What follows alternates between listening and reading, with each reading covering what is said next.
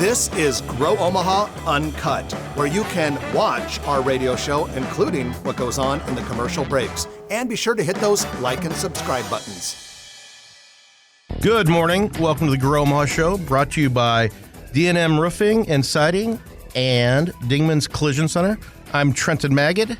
My usual cohort, Jeff Beals, has the weekend off, but I am joined by the very able Jorge Sotolongo, who is my colleague at NAI MP Dodge and is a member of the Omaha Planning Board. Good morning.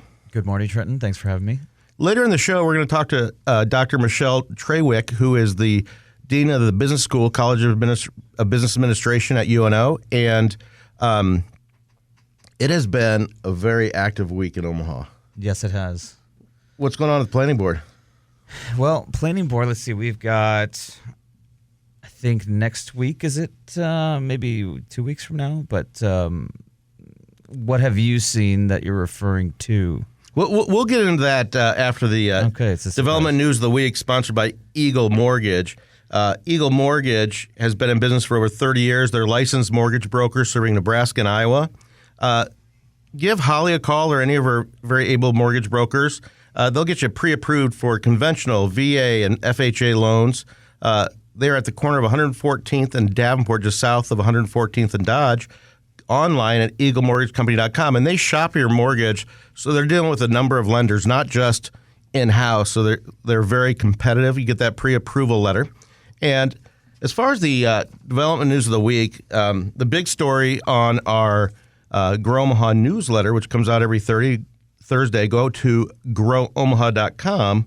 The canopy construction at Eppley Airfield is really cool. And this is over and above the $600 million planned major renovation where they turn everything into one terminal. And basically what they're doing is they're doing a glass cover over the entire drop-off area, which is so cool. They announced Thursday that it's a $65 million terminal drive and canopy project, and they're calling it Build OMA, which is the call letters for our airport. Build OMA, I love it. Yeah. It'll be done by the end of 2024, and the $600 million project is certainly well underway. Did you hear about the $54 million Tranquility Park expansion? I did. This is an amazing expansion for Tranquility. Yeah, lay it out for us. The city of Omaha will invest $54 million Tranquility Park, Northwest Omaha, which is 120th and Maple, and it'll go to the north and the west, creating a premier youth multi-sport complex and tournament facility. New hotels, restaurants, and retail are also planned along 120th between Maple and Fort. The plans for Tranquility are 13 to 16 synthetic turf multi-purpose fields, 8 to 11 synthetic turf baseball and softball fields, and they're going to improve the parking and the concessions. Projections show that the new facility will give Omaha the opportunity to attract at least 20 new regional and national youth sporting events worth $78 million in visitor spending each year. Construction will begin with the soccer fields in 2024. Baseball and softball improvements will begin in 26. Completion is for 2027. Now, this is on top of something I was involved with over in La Vista, the Nebraska Multi-Sports Complex, which is well underway with 12 field turfs. Then they're going to move to tennis courts and hopefully someday swimming. It sounds like every parent, every sports parent that travel or whatever, they're like, great, we finally have fields in Omaha. Are we going to have too many fields? I don't know. I mean, I just think when your kids get a little bit older. I know. I feel like I'm going to be living at that Tranquility Park because I've got young kids, and so I'm glad to see there's going to be new amenities and everything like that. I remember playing there a lot as a kid. I was a soccer kid. So, and then to touch on the 120th and Fort in Planning Board, we've seen all the site plans for the development at 120th and Fort, hotels, retail, a lot of fun stuff, and very well timed. And Mulholland's is out there with their development on 120th and Fort. And then you also have it was Elkhorn and Valley that has a big complex that's broken ground out in Valley, which is kind of the same thing. We're going to be like youth sports mecca, so I'm okay with it. all those parents, and they'll still travel to it used to be Overland Park had the big complex, but now Omaha is going to compete. And when we were younger, I remember after college, my friends and I would always go to Kansas City once or twice to go to the Plaza, to go to P.F. Chang's, and go to Cheesecake Factory. We really set our standards high back then. We don't have to do that anymore. We don't have to shop in Kansas City. There's plenty of shopping opportunities. Nebraska Crossing, obviously, is a mecca of that. Your board, the Omaha Planning Board, it's kind of a controversial project, approved a 199-unit apartment project planned at 144th and DuPont Circle, north of Center Street. The 5-acre site sits directly north of Harvey Oaks Shopping Center.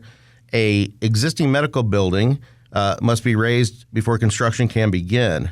Now, that's been going for a couple of years. I think the neighbors have really been on that at Harvey Oaks.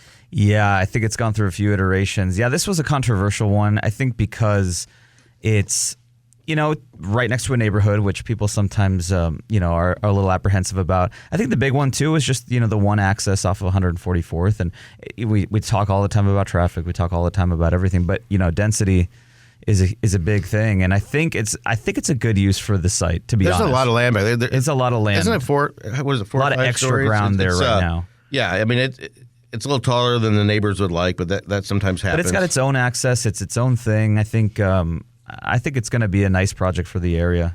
Neighbors will build their house backing up to a cornfield or something, and then they're shocked when it becomes a development.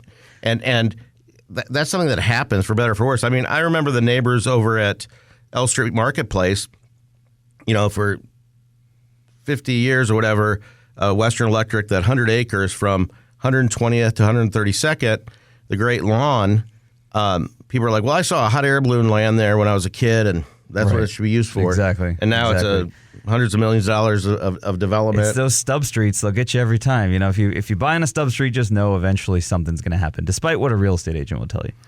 Absolutely. Nebraska Medicine held its grand opening this week for the 90,000 square foot facility at 175th and Burke Street on its Village Point Health Center campus. This was a Noddle Company's development. It's the 4th building on the West Omaha campus and will include the following services: heart and vascular, orthopedics, pre-surgical screening, pulmonology, and an on-site pharmacy. So that campus, you've got Madonna Rehabilitation Hospital. Right. You got these beautiful medical buildings. It just adds. There's still a few pieces of land on the west around Walgreens. It'll be interesting. There's a lot of rumors about what's going on there. The Oxbow. This is outside Omaha, but it's a Oxbow Crossing is a 6-acre new development plan for Highway 6 and Silver Street in Ashland. According to the Lincoln Journal-Star, plans call for a 5,300 square foot healthcare facility, an event center, a Runza. You need a Runza, and local steakhouse. Omaha-based Red Line Development plans to build 48 apartments units as part of that project. Very cool. Yeah, and then our friend Steve Hinchcliffe and H&H construction has started on the new Kia dealership in the Steel Ridge development northeast of Interstate 80 and Highway 370, just adjacent to H&H Chevrolet. And that's right across from 88 Tactical. And that Steel Ridge on the south side, on Steel Ridge South, I think the first building's like 200,000 feet or something, but there was 50 acres that was sold to Rotella's Bakery. And that behind the Omaha Steaks plant over there, big truck dealerships. There's still some land over there, and they put a stoplight there finally on 150th Street, which kind of helps that area. That is great. Incredible development going on out there, just exploding. So I'm not sure what happened on this one, but Balin Manufacturing Company of Columbus, Nebraska, plans to close its facility at 3838 South 108th Street along the interstate. According to the Omaha World Herald, Omaha employees have the option of transferring to Balin's operations in Columbus, Nebraska. The Omaha plant will either be repurposed or sold. How big is that building, Trenton, do you think? It's a big one. I was talking about it with some other brokers, and I was in it when they wanted to sublease some space or lease some excess space, but it's been a number of years. And then some exciting news before we go to break. Omaha Steaks is a great corporate company, or a great company in Omaha, a great philanthropist, was recognized as one of the Nebraska's safest companies for the 22nd year in a row by the National Safety Council. So a lot going on. We are going to take a short break before we bring Dr. Michelle Trawick, who is the Dean of the College of Business Administration at UNO. You're listening to Trenton Maggot and guest co-host Jorge Sotolongo. We'll be right back in 2 and 2. Get your tickets. Was that who used to say 2 and 2? It was Chuck Woolery. Chuck Woolery? Yeah. iHeartRadio. Remember they had a bunch of extra space in there. So who was John Becker? He's an alum who decided to recognize the Your dean's greatness? role. Well, pre-me. I don't know if Loophole was the first one or not. He was dean for 17 years, but he may have been the first. Okay, I was wondering, he was the dean when I was there, but I don't remember the John Becker Well, he was the John Becker dean before he retired. Got it, so maybe So at some point he became the John Becker How long dean. was he dean? 17 years. Wow. Was he there longer, though? Yes. I thought it was 27 somewhere. Well, he was at UNO for Okay. quite a while. He was a faculty member in marketing and entrepreneurship. You know what was interesting, Michelle, is that when I graduated from Westside in 1987, before Jorge was born, Sure. if people were going to, a lot of people were going to Lincoln. I went to Tulane in New Orleans, and people went all over the place. But if anybody was going to UNO, it was never they were going to UNO. It was, I'm going to UNO the first year. That's what they'd say. Oh. And now it's like a band of courage, and they like UNO. And in a lot of ways, I think UNO's campus and is a lot stronger than UNL. A lot of their disciplines and things like that. It's transformed. We have some really top-notch, highly ranked programs across the campus. The business school has a really long tradition of high quality. Lincoln's business school is really good too. We're just different. It depends on what you're looking for in a culture and. I grew up in the same neighborhood amenities. as Carl Mammal. Uh-huh. He's a tough dude, man. He was, I wouldn't want to be one of his kids, I'll tell you that. He has high expectations. Yeah, very successful. He has like a bunch of wooden sailboats or something, like a little museum in Minnesota. Up in Minnesota, yeah. He used to have a cabin Excuse in me. Douglas. It's Douglas County. It was Alexandria, Minnesota, and I used to go up with the Schrops across the street, and they all were on Lake Marion. It was Douglas County, I remember, and mammals lived down the road. And, yeah, it was pretty cool. That's cool. I worked at the NBDC when I was. I saw there, that. too. I looked at you on LinkedIn. I saw that. Oh, I need to update that. But yeah, no, I did. It was. Yeah, I did like the 15. Internship. government contracts Yeah, side. 15 seconds. They renamed it. Veronica was still there, so I Yeah. worked under her. That's right. They renamed it. Sorry, Costco. He talks with newsmakers, makes waves, or Waves. just makes stuff up. Catch the Vintage Voorhees podcast on the Scott Voorhees page at kfab.com and on iHeartRadio. Wait, Scott Voorhees gets to make stuff up and we can't, Jorge? This isn't fair. Well, welcome back to the Grow Omaha Show, brought to you by Dingman's Collision Center and D&M Roofing. D&M Roofing is a company that has been around for about 65 years, led by Eric Obrempt. And Jeff and I have both used them on our houses. I've used them on other family houses and commercial properties, flat roofs, shingled roof, pitch roofs, whatever it is. Check out dnmroofing.com because they do an amazing job. Great people through and through, and you can't go wrong with that. Well, we are back. Jorge Sotolongo, my colleague and Omaha Planning Board member, is filling in very ably for Jeff Beals, who is playing hooky this weekend, or he has a baseball game, I believe. Not his, but his child's. Oh, gotcha. Yeah. Yeah. He hasn't played for Pee Wee ever. League. I don't think he ever played. Dr. Michelle Trawick, PhD, is the John Becker Dean of the University of Nebraska at Omaha's UNO College of Business Administration and Professor of Economics. That was probably my worst subject in business school. Over the course of her 25 years in higher education, Michelle has won numerous awards for teaching, research, and student advising. She has spent more than a decade immersed in higher education, administration, and advancing the success of students, faculty, and staff. Good morning, Michelle. Good morning. And you and Jeff and I, we went to lunch with Stephen Driscoll, who's with your organization, and learned a lot about the college and very impressed about everything that's going on with the College of Business Administration. I went to Tulane University, which is a faraway place, and I would have been honored to go to your business school. Well, thank you. It is a love that everyone who's there has for our mission. We serve an important role here in Omaha and go to work every day to make it successful and ensure that our students and our community are better off because we exist. And we'll get into it, but it's amazing how all of UNO, but especially the College of Business Administration, how you engage with corporate citizens, stakeholders, and you're out there. The Exarban campus is an amazing thing. Carl Mammal, Rod Roden, two people that I've known for a long time. Their names are on there, but there's thousands of other people that make things happen over there. And the college goes back 71 years to Omaha University when it was on Dodge Street. And give us a little bit of your background. You hail from Kentucky. Yes, I grew up on a farm in Kentucky, in South Central Kentucky, just north of Nashville, Tennessee, not too far. I am a first-generation college student, went to Western Kentucky University, fell in love with learning, and kept going to school. I'm not any smarter than the average bear, but I'm pretty stubborn, and so I just kept going until I went as far as I could.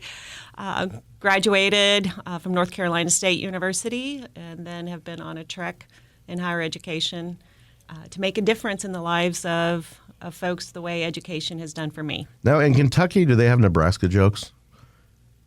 I'm not sure they know where Nebraska is. Okay, so. that's the joke right there. But there's the joke. Just for the record, we never make fun of Kentucky. That's yeah, right. right. It's okay. We all make fun of Kentucky. Okay. They'll make fun of us That's all when right. they get a chance. Well, Michelle, I'm seeing here over 16,000 CBA alumni are actually living and working in Omaha today. I am one of them. I actually have an Yay. MBA from UNO, so I appreciate all the work that you have done there and the department as a whole. I think it's just a great place, and it really changed my life because I was in a career change. So for me, it was a big deal.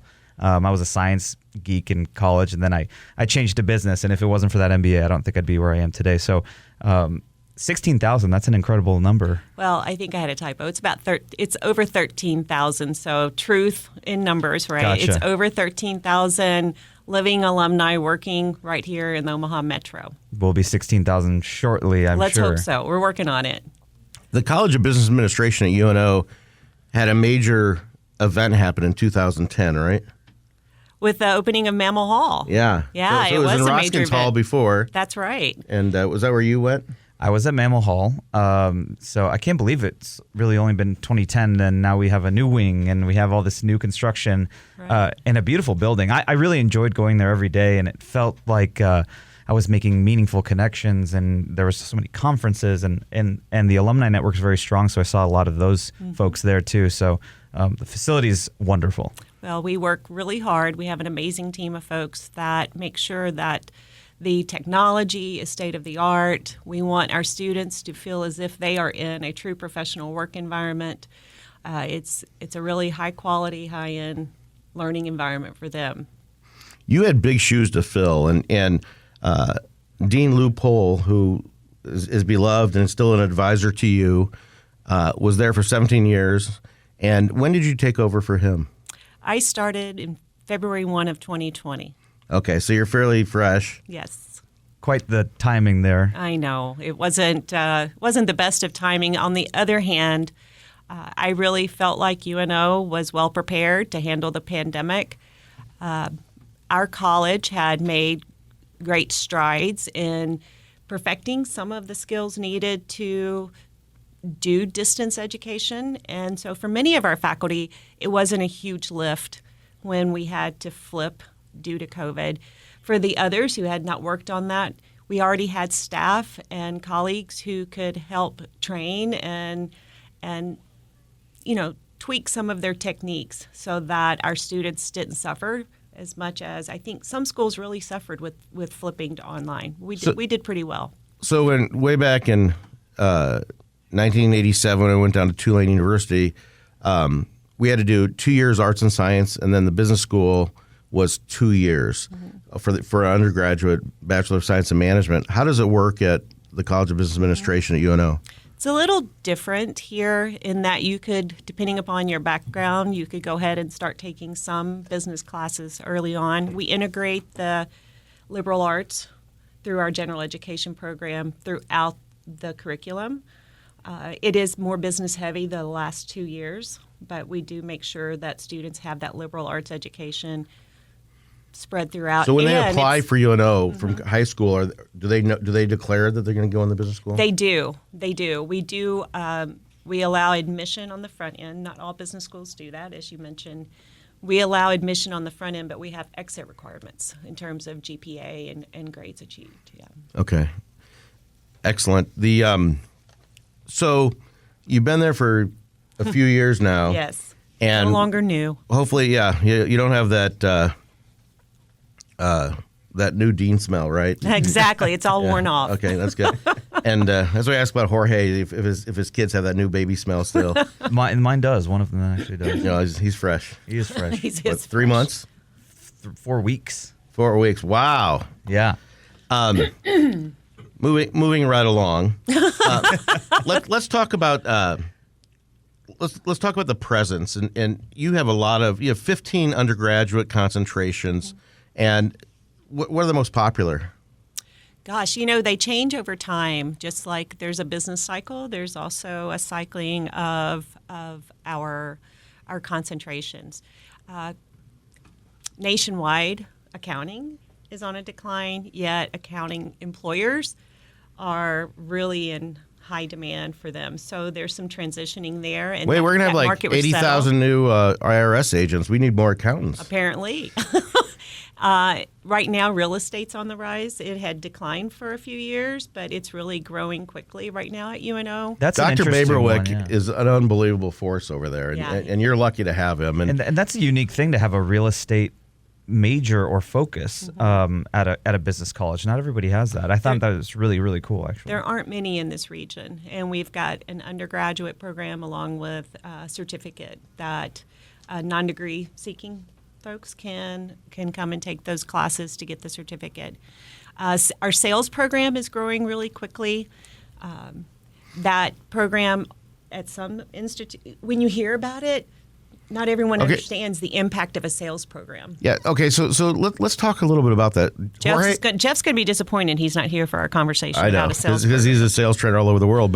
But so Jorge and I are clearly in sales, and it's such a term that it's kind of hard. It sounds obvious, but at the same time, this is the first I've heard of a sales. Is it a degree in sales, or is it a Bachelor of Science in Management?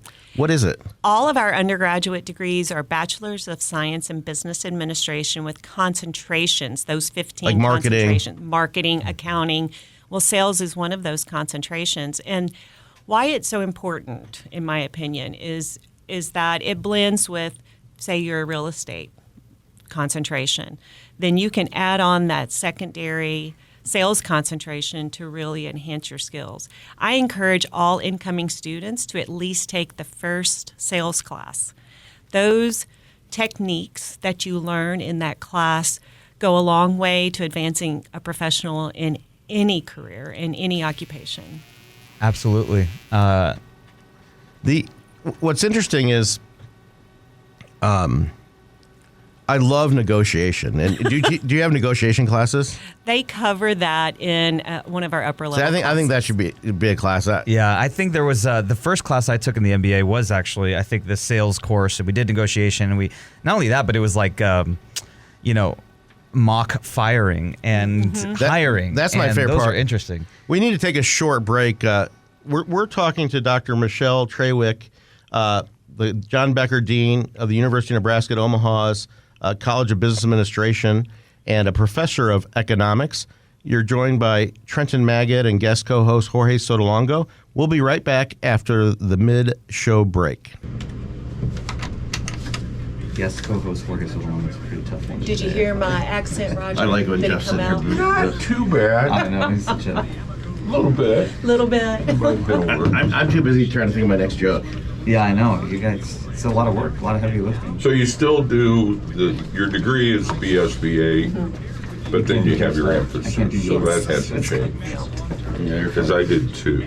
What were your two? What do you think? Corporate about- finance and real Yeah. estate and land use I- economics. Do you think it'll work as smooth as she thinks it Roger. is doing both?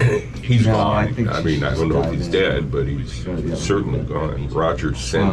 I'm like, you left your I don't know sister that hanging. Okay. Well, I know, I feel like we're gonna have to he'd be well She makes into me his so laugh. 70s. She makes me laugh. Yeah. Maybe We're working on 80s. this deal together, and I don't know if he Yeah. finished his career, you'll know or not. He was kind of that She department Exactly, that's so Guru. sincere. guy. Yeah. it's But just we had, personality. There's yeah. no filter. It's so funny. A guy who had owned, God, what was his last name? He'd owned a mortgage I got company. that, Because I don't know if you need to talk about it. he'd be really old. I got if he was still alive, because he was probably in his 60s when I was. All right, I'll get this. I've weekend. met several of the graduates, but I haven't met many of the Pool season Yeah. is here, but open roles. They actually, when I was going there, they had some pretty good, there's a lot of part-time guys. But I always thought that was a value because they were in the business. Yeah, that's one of the things I like about our college is that we bring a blend of Yeah. the They're actually, doctorally qualified researchers with the practitioners. yeah. so important in business school. And that was, You know, I had the- several the- teachers There's like- an accrediting agency who monitors the qualifications of our faculty. And at one point, they were kind of negative on the number of part-timers you bring into the classroom. Right. But over time, they've relaxed, understanding the importance. well, and of bringing especially, those like perspectives Jorge in. said, in the business school, Yeah. because I had one guy who was in finance at UP, Yeah. and then, like I said, the financing guy was a guy who owned a mortgage company back when one guy and a couple other people could actually own a mortgage company. You know, it's wonderful when you can find someone who has practitioner experience and then decided to go get the PhD, and then they've got both sides of the story, right? Yeah. Those are really high value Yeah, faculty. I agree 100%. It's just, Yeah. Well, that sales point that you made is huge. Because there's really there's nobody Nothing we teaching do- sales. Exactly. We are now. Lincoln has a program too. I think it's so true. One of the things that I think I thought about a lot when I finished. What if you did it? You should talk to Jeff about doing like a seminar or something with, maybe students sign up for it or do something. Yeah. He charges too much though, so you I need it. I'll need him to donate. exactly. Donate his time and his expertise. There you go. But you know what though? He has a deal, like he made a deal with NAI Global, which is our parent. He's going to London to speak at one of their conferences. And he has, I don't know, it's 45 different modules from like 8 minutes to 15 minutes with workbook, with everything. It's like, I don't know if you raise the price, but it's $99 a month for each office. So if you could have 30 agents or 50 agents, and for $99 a month, they get on there and they get all the modules and the workbook. They get everything, so they can go at their own pace and everything. And it's from negotiation to, Prospecting. yeah, and Everything really. Yeah. Everything along the sales funnel. You can dive in anywhere along the way. and with Chris and his wife Jen, they're gonna, that's more slanted towards commercial real estate, but they're starting another deal that is more generic in sales and all that kind of stuff. But I mean, to get a jump start for those kids. And the other thing that I always find, it took me 3 years in this business, and I'm on my 30th year, is that we have to teach new salespeople, and especially salespeople, but everybody, that to run their own race, and that if the person across the hall, if she's making $1 million, or she does a big deal, or he does a big deal, be happy for that person and let that drive you. Don't worry about, it doesn't matter if somebody's making more money than you or whatever. You can try to bring them down, or you can raise yourself up.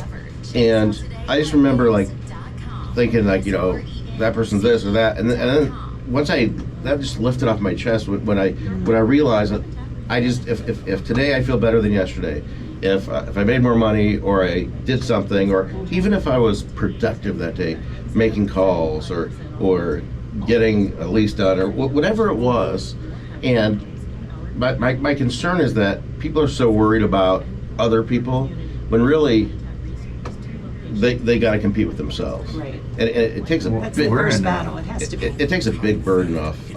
I think we're in a unique position because our business is 100% commission, and that brings the best and the worst out of people. And I think that's kind of what he's saying. It's like let it bring the best out of you, not the worst. Because David Mamet wrote that, and when you know where I saw that? I saw that at the Directors Guild Theater around 1992. There was a class at the Directors Guild Theater. They would bring in directors or producers and show their movies before they came out. The one movie that I missed because I was in Omaha was, ready for this? Unforgiven by Clint Eastwood. Clint Eastwood came and talked about Unforgiven, Oh my gosh, and that was right before it won all those different awards. Yeah. wow, what a great movie. But there were some other great. William Friedkin was there, and I forget which movie it was. I think he did The Exorcist and a bunch of other movies like that. But it was a really cool class. I mean, it was like watch a movie and talk to these people. That's very cool. Love that. Chris is a big movie guy too. I took French cinema in college. Love that course, actually. It was really good. You didn't choose to get into an accident, but you have a choice of working at your I took art appreciation. No movie classes for me. I do love movies. Yeah. What's your favorite? I'm Darcy Oh boy, I don't know. Mine used to I be have a lot. Sling Blade. And it was a great movie, but after like the fifth time, you're like, oh, it's not as good anymore. And I then like Shawshank Redemption. that's good. Shawshank. I like simple, great stories. I can't get into the Marvel movies and all the special 15. effects and all that kind of stuff. How much? 15. Love Country for Of Mice and Old Men Men. with Gary Sinise and John Malkovich. I just get into like directors and then I just start watching all their stuff. Watch every one of them. Yeah, exactly. From Grow Yep. Omaha to Mr. Mechanic, you'll find a diverse selection of our weekend shows on the podcast page at kfab.com and on iHeartRadio. Number one for podcast. And welcome back to the Grow Omaha Show, brought to you by D&M Roofing and Dingman's Collision Center, which also does mechanical. And my friends at Dingman's, I've spent way too much time with my cars over there. Not their fault, but they turn them around pretty quickly. And it was amazing the quality of work that Dingman's does, both on the mechanical side and the collision side. 4 locations, family owned. Their name is really Dingman. 3rd generation. It's run by Andy Dingman and Travis Dingman. Boyd is still there as an advisor, but he's working on a truck. He's built many motorcycles from the ground up. Wonderful person. They've done a lot for Omaha. They're always voted the best of Omaha. So check out Dingman's Collision Center and mechanical shop for all your repairs. Well, it's time for the Noddle Development Spotlight. Noddle Companies is the company that you see all over the place, and they, over the years, they have built, it was Commercial Federal Business Park, and then now it's Bank of the West Business Park, First National Business Park, Exarban Village. They're doing the Kiewit project, the Builders District downtown, but they, along with Kiewit, all over the Southport area where PayPal had 244,000 square feet in 2 buildings, 29 acres, room for well over 1,000 employees.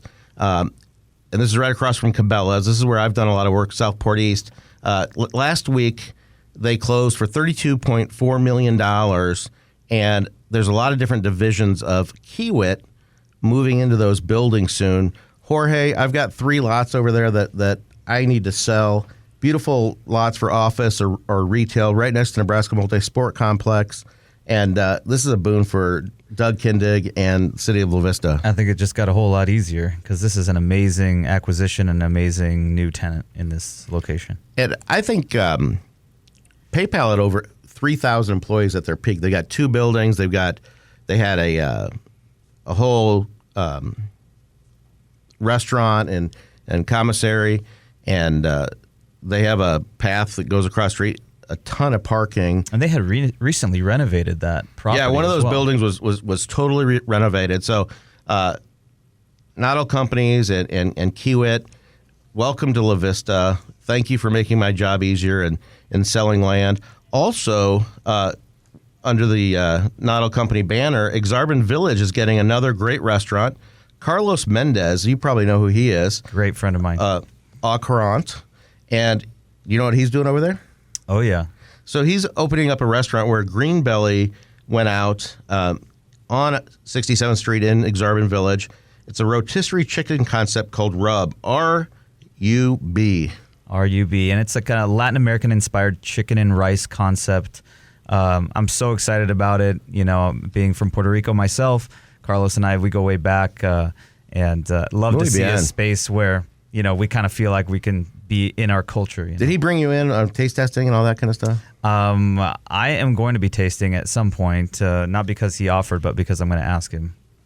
All right, let's get back to our discussion with Dr. Michelle Trawick, who is the Dean of the College of Business Administration at UNO. And let's talk about what are the trends? There's the growth has been incredible over the last couple of years. Why are more students going into business school? Well, I'm sure you're aware that higher education in general has been questioned about its value. And I think what we're seeing is that potential students, whether they're the traditional high school graduate or non-traditional students who are looking to advance, are thinking about what's the highest value, what are the highest value programs for us to study. And there are several programs at UNO that are doing quite well in terms of enrollment. But business is one of those degrees that no matter what ultimate occupation or industry you're in, the skills that we teach are considered of high value. And so I think that is a lot of it, that post-pandemic, people are really even more laser focused on what is of the best value in terms of a college degree. How has the College of Business Administration reached out to the community, and how do you interact with not just the major employers, but the small business in Omaha, and make sure that your students get practical experience? Well, there are really so many ways, and it could vary from guest speakers that we have to come into the classroom, all the way to for our undergraduates, our graduating seniors, work on.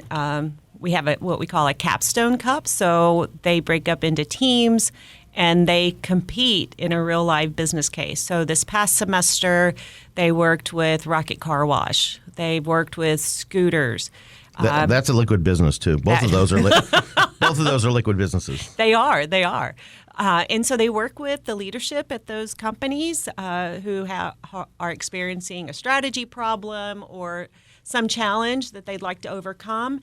And they're willing to work with our students to listen to their questions, to allow them research data for their research.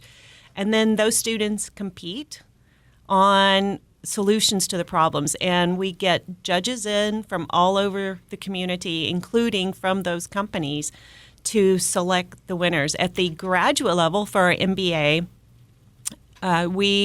those capstone projects are based on real life projects at nonprofits here in our community. Isn't there also a stock market portfolio that your students run? Yes, that is. It's the Maverick, investment fund. Oh my goodness, the Maverick Investment Fund is managed out of our finance, banking, and real estate department. How are they doing? They're doing great.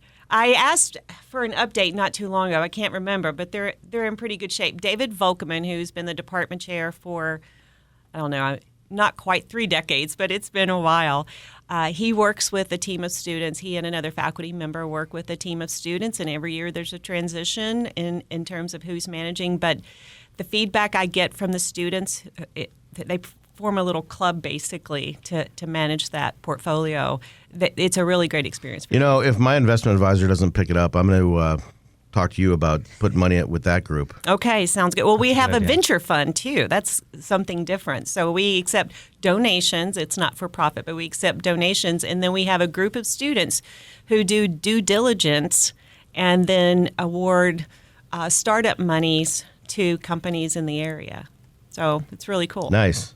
Pretty great. Lots of great practical experience that you can have there. I mean, personally, I was a graduate assistant at the Nebraska Business Development Center, and that was a real job. And we went out and talked to small businesses and advised them on getting SBA loans or getting government contracts with like the GSA, for example. So, and I know that still exists. That was a huge one. I see here mention of a student success center. That also seems to be a pretty a great resource, I guess, for the students there as well. Can you expand a little bit on that? Absolutely. It consists of a team of professional advisors, and we all know how important it is to be careful with your path so you don't waste time or money as you're progressing. So we've got professional advisors. We've got our own career center.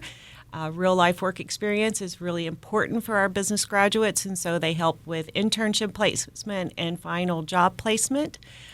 We have a recruiting team as well that help us develop pipelines of students that will come in to study business, that maybe even folks who might not have ever considered business as a possibility for them. And then we have our Scholars Academy as well. It is a learning community. 20 students a year are admitted to that. It's a really high-touch, highly engaged group of undergraduates. So at any one time, we have about 80. I think they've got maybe a 95, 96% graduation rate. Wow. Well, Dr. Michelle Trawick, we're lucky to have you at UNO and running the College of Business Administration. We appreciate you coming on, and we told you it'd be a quick hour, and it is. And so we have a break that we have to hit, but thank you. We look forward to working with you, and Grow Omaha is a big fan of yours and of your programs, and long live UNO Business School. Go Mavs. Go Thank Mavs. you. Thank you. You're listening to Trenton Magid and Jorge Sotolongo, and we'll be back after a short break, and we're going to have the Turner Lightning Round. There is a lot of stuff going on in this city, and it will be fun-filled and fact-filled, and you'll be able to use it at your cocktail parties tonight. It's not exactly an LQ I was looking for. Jeff will be back next week. That's fine. No, it's okay. It was just the reason why there was a little pause there. Is that my cue? You're welcome to stay, or if you have to go, either way. No, I'll stay. It's kind of fun. Yeah, it is fun. And I learn. By the way, I love the newsletter. Oh my Jeff, gosh, it's great. Jeff just I work does his amazing ass off job. on it, yeah. It's just Jeff getting whipped by Trenton while he's at his desk. No, that thing, we started with 6,100 people, 17,000 now plus. Yeah. It's amazing. And people talk about it all the time. And Chris I have does clients all of from our out of town online that stuff. call me. So Yeah, I saw this on the newsletter. my husband is now working at the chamber. He uses the newsletter to send notes out. He sends like snail mail notes out to folks who are coming to Omaha, new businesses, to see if they're interested in joining the chamber. The newsletter of the How about interested in joining the newsletter? Well, there you go. You can go. put that in there We too. should put a link in there. That's right.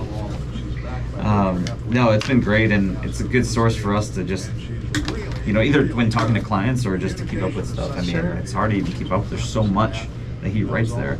So, by the way, Rub, just down the street from my office, we'll have to go have lunch. Oh, we will. I think that's a great idea. Yeah, Carlos Mendez, he's an incredible. Have you been to Akron? But Yes. open rolls. Okran. He had got España back in the day, which was tapas. He I'm always did super that. disappointed. It closed right before we moved. My husband Yes. grew up in Spain. Oh, he did? And so he was Is he so Spanish? excited. Huh? Is he Spanish? His mom was. He doesn't have dual citizenship. He was born in the U.S. but grew up in Spain. Okay. My wife's from So- Colombia. So disappointed that it closed. Oh my goodness, it was so fun. I mean, we just would go there all the time. And originally it was in Benson, then it was in Ross. And they had salsa night. Yeah, it's also now we used to do a lot of dancing. 15. There. And you'll Carlos have he's a great guy. 5 minutes. That's a good idea.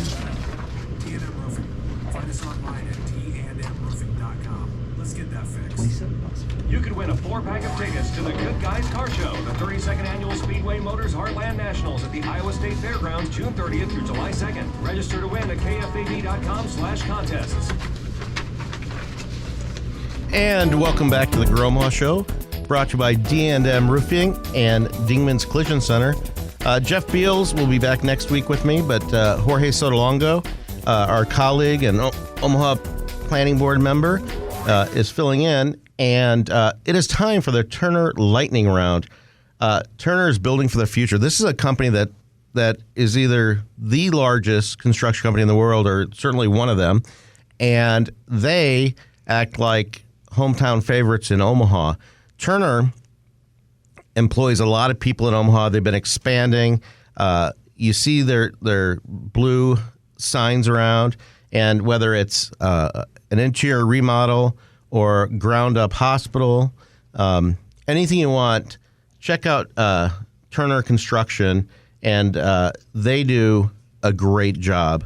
Well, there is a lot to talk about going on in Omaha. Also at Exarban, Zaytuna has opened in the Inner Rail Food Hall in Exarban Village. The business started in 2020 serving authentic Mediterranean cuisine out of a food truck in downtown Omaha. Are you a fan of food trucks? Yeah, I love food trucks. I've been to a few that have now become restaurants, and I think it's a great platform for the right business. Salty Dog Bar and Grill will open a second location to be constructed building at MH Landing, northeast of 72nd and Grover. The original location at 2411 South 24th Street in Council Bluffs. So welcome to Omaha. Ribbon cutting for On the Border Mexican Grill and Cantina will be July 18th at 8810 South 71st Plaza, kind of near Giles and Papillion. It will be the Dallas-based chain's first Nebraska location. I actually sold that lot to Pizza Ranch, who built a Pizza Ranch, and they decided not to do that. They still have the Pizza Ranch on 84th and Frederick Street in Frederick Square. For some reason, we're drinking more, or these stores, between the new Hy-Vee with a ginormous wine and spirits store, there's a new one called the Rack Wine and Spirits to open a second location at the Waterford Crossing, a new retail building on the northeast corner of 156 and Ida Street. The original location was at 1119 North 204th Avenue. Did the Spencer in our office do that deal, I think? I'm not sure. The Brunch Box has opened at 1308 Jackson Street in the Old Market, the same building as Hero 88. The restaurant serves fast casual brunch and frozen yogurt on Thursday through Saturday. The Brunch Box is open from Thursday through Saturday. It's open until 3 a.m. Athleta plans to open a new store this summer at Nebraska Crossing. The only other store is at Village Point. We have two updates to last week's news item about the Flagship Restaurant Group opening 3 restaurants in the Brickline building on 10th Street. Memoir is expected to open late summer or early fall. And then Duck Pin Bowling Entertainment venue will be known as Champagne Lanes. Champagne Lane. I assume it's kind of like it's like a Vietnamese bowling lane. Champion, yeah, it'll be interesting. And then Regency Landing near I-680 and Pacific Street will hold a summer pop shop, kind of like a pop-up, Sunday, July 16th, hosted by Blue Sky Patio and Pickleball, as well as the Collective. The pop shop will feature 20 local vendors, including boutiques, makers of specialty services, and food trucks. This is something, Jorge, that I thought was very interesting.